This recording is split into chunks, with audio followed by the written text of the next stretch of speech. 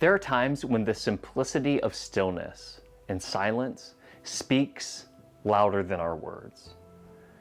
Earlier this week, I was caught off guard in my comings and goings after dropping my girls off from school when I came upon a traffic accident. I was the second person on the scene, and luckily, each person walked away unharmed. It was a miracle. I'm sure there were some soreness in the days following, but after confirming that, we called EMS, and they were on their way when we began clearing out the roadway so that other cars could come by. Now, the young woman who was involved in the accident called her dad, who is a firefighter. And when he arrived, he confirmed that everyone was safe, just like everybody else did. And then he walked over to his daughter and tenderly gave her this hug, and they stood there for about 30 seconds or so, just still and silent. I can't imagine that dad's anxiety as he rushed to his daughter's aid with his emergency lights from work flashing as he pulled up to the scene. But in the stillness, his daughter was safe. There was peace of mind. In her perspective, think about it, waiting for her dad, I'm sure she was panicking as cars crept by and rubbernecked. And then in the stillness, in the silence of her dad's embrace, there was comfort. She was safe. After about 30 seconds of this silent stillness, you could feel relief in the air. It was powerful. As cars inched by these two crumpled vehicles, there was a sense of peace and rest. And then after the hug, there was this slow assessment of what needed to happen next to allow traffic to begin to flow again and keep everyone else safe until more help could arrive to deal with these mangled vehicles. There are times when simplicity and silence speak louder than words ever could. Now, the accident wasn't on anyone's agenda. Nobody woke up thinking that that was the plan for the day. And so as I drove back home to get ready to write down and have some reflections on this All Saints weekend, I couldn't help but think about the ways in which we are shaken out of our normal routine. And in the church context, how we are able to gather together around simple and accessible elements that shake us out of our routine and into what matters most.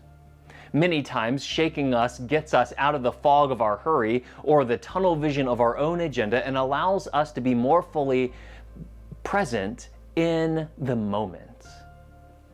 And to kind of name some of that presentness in the moment, I want to take a minute just to name the reality that many of you have expressed that you are feeling and that I've encountered too.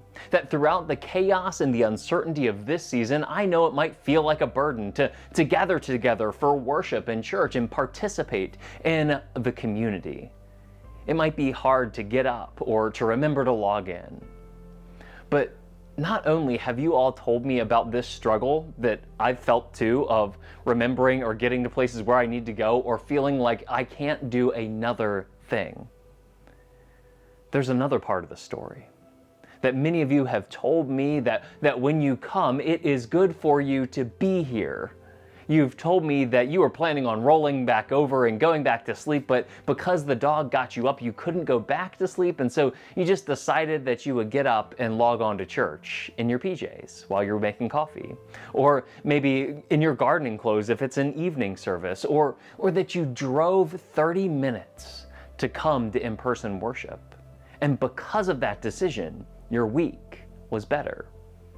And now, I struggle with a little bit of pride, so when I hear stories like that, when your week was better because you came to church, my first thought is, well, must have been that amazing preaching. But I know that that's not the case. Maybe part of it, but there is something special about being part of this place.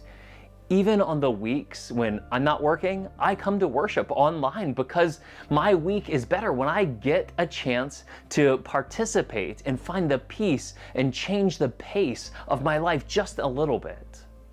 Glorifying God and the simplicity of changing my pace of the week through worship shakes me out of my own myopic agenda And I never regret making space to come to this common table. It might be a struggle to get there. My clothes might not match. I might be late because I needed to get my coffee in order, but it is good to gather as the church. This place, this church community is like that dad rushing to the aid of his daughter. We want to be with you. We want you to be here, surrounded and loved by the grace of this community, and we want you to know that you are safe here. Even as chaos presses in on all sides, you are safe here. You, your friends, your family, your neighbors are safe here and have a place to find belonging and a solid identity that won't change or be shaken. This is, has been, and will continue to be the power of the church. That it is a safe place for us to find identity and energy to continue on. Now, this weekend, we occupy a space in the life of the church that's kind of a crossroads. We honor the past, but we don't take up residence there. And similarly, we cast vision for the future, but that's not our home. We rest in the present. We pause in the stillness. We realize that we are standing on the shoulders of the saints that have gone before us. And then we ask, what is the next faithful step to move towards God's preferred future in a way that builds for the next generation? With the remainder of our time together, I want to do a little bit of that vision casting and see what the coming season looks like. First, our leadership team is taking faithful steps to examine the church structure and work to ensuring that we have a steering team in place that holds us accountable to the mission and vision of this church. This accountability enables us to pass all that we do through the lens of equipping and empowering every ministry to bring hope and connection in the name of Jesus to those that are part of our community. It also gets more people serving in their sweet spots in a way that makes a difference, rather than just creating more meetings that we have to attend and talking about things that don't move a needle. Now, our church community, you, are being invited to take next faithful steps by helping shape worship that makes sense. We want to offer worship that glorifies God while also is being mindful of the meaningful and relevant way we come together and grow together in worship. We often say that this place is better when you're a part of it. And so you've been invited to be part of the conversation by sharing what makes worship meaningful and relevant to you through that worship survey that we talked about a little bit earlier. And to share your thoughts with us. As we have these conversations, there will be other conversations coming in the future, surveys about small groups and discipleship and what that means. Lending your voice on how we can best glorify God and grow in our faith leads to life transformation. That's kind of the big vision of what's going on in this coming season within the church. But what about outside our community? Well, Jesus calls us to love our neighbor as ourselves without the need to show a church affiliation or card or anything like that. So we're going to strive to extend the hope and connection of Christ through the life-giving gift of service and generosity to all those who want to encounter it. Now, we've begun taking steps towards this as we've supported our veterans in recent months through financial generosity and sweat equity during our Face of America ride, where we had a team ride from DC to Gettysburg. Additionally, we've supported Second Chances Garage in the past few weeks. This ministry partner ensures that those who are experiencing financial hardship have reliable transportation to get to work. After all, you can't pay your bills or get a leg up if you can't get to work.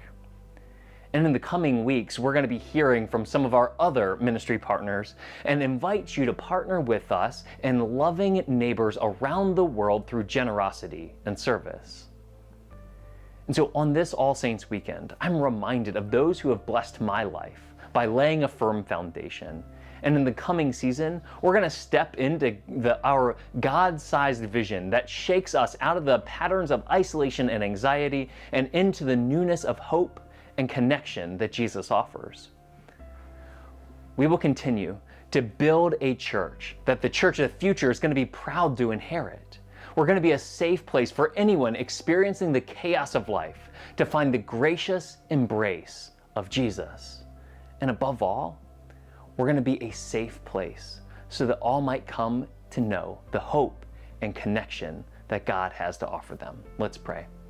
Good and gracious God, we give you thanks for this time and space, for the ways in which we have been given the gift of a church from those that have gone before us, and that we feel that burden and responsibility of crafting and creating something that is special, that will make you smile and say, "Well done, good and faithful servant," and that the church and the next generation will be proud to receive as a gift. God, keep us mindful, keep us on mission so that we might come to know you more fully through our service and our generosity as we learn to love one another and our neighbor more fully. Amen.